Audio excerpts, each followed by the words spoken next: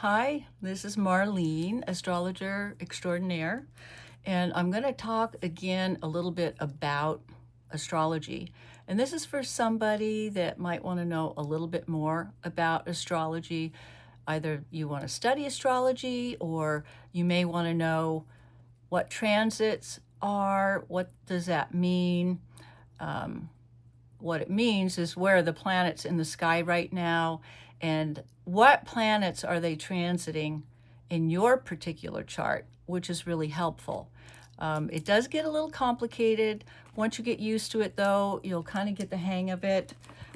So one of the books I mentioned previously, I'm going to hold that up, The Astrologer's Handbook, and this is by Francis Secoyan and Louis Acker.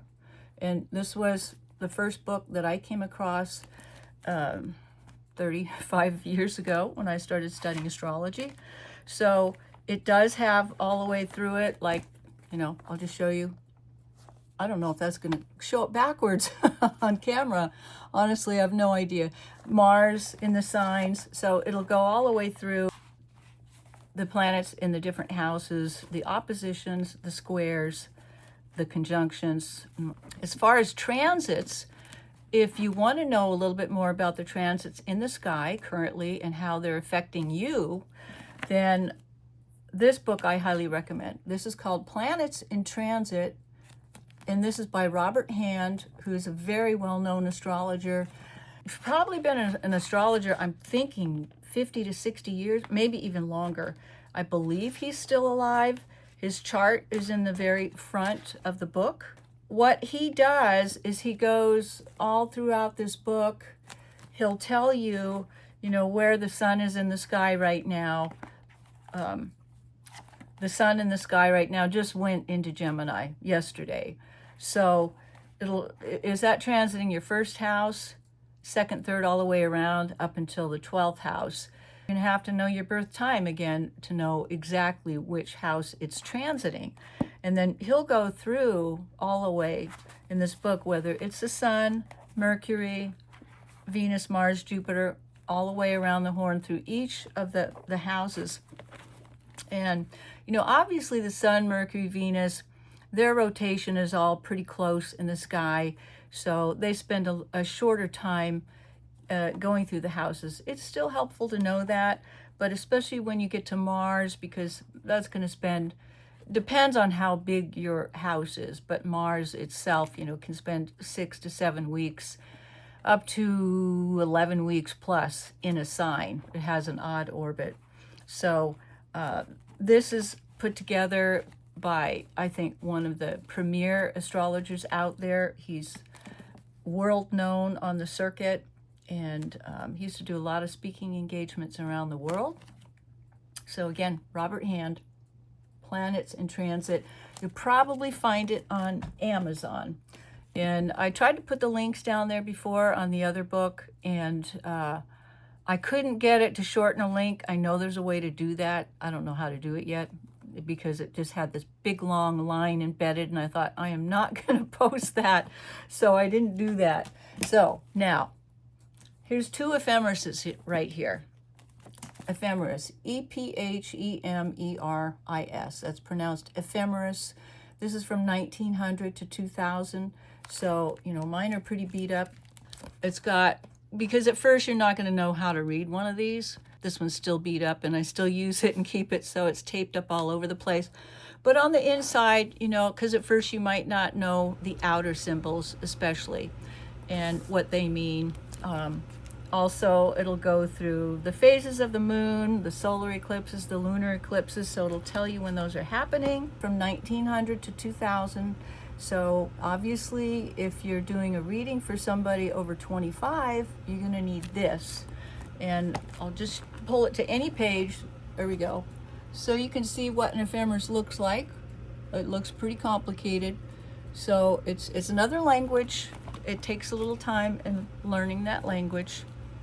Now, this is the other ephemeris. This is from 2000 to 2050. I think it may be a family member of Maritha Pottinger. I'm not positive. That's not a common name, but Maritha Pottinger was an astrologer, and her mother was Zip Dobbins. And I went to one of their 10-day intensives in Montana.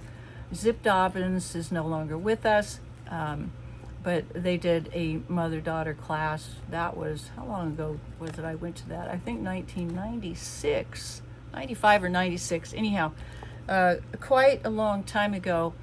And so you're going to need this one as well, because this is how you can tell what's going on in someone's life. So like we're looking at May 2025. So this is where we are right now. This is my tool when I do readings is certainly I can run a chart. You've probably seen what a chart looks like. Now, this is what, somebody who's been an astrologer for a long time is going to do. They're not just going to run a chart and look at it. You're also going to pull out this ephemeris and look at, not the current one, but the one that holds their date of birth. Now, why am I saying that? Because you want to see if the planet Mercury, it may have just went retrograde or is about to turn retrograde. Why does that make a difference? I'm just using the planet Mercury as an example, because that means it's going to be very pronounced in their chart. And or perhaps maybe it was Venus that was about to go retrograde, and or Mars. So that means that would really be a standout factor in their chart. It's just a little extra piece of information that would be pertinent in your reading to know that. Okay, so those are the key books that I use.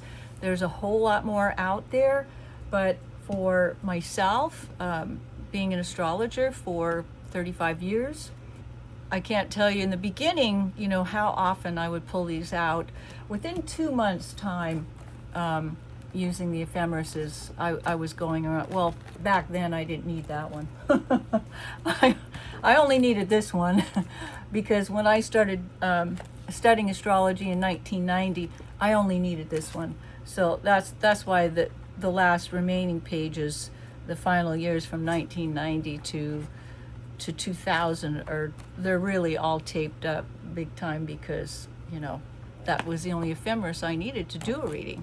This is for somebody who either wants to study astrology and or maybe wants to know a little bit about their own chart, or wants to do a little bit of investigating on their own and knows what their birth time is. And this way you can run your own chart and you can look at the planets where they're transiting your own planets in the sky. Okay, I'll catch up with you again soon. Bye-bye.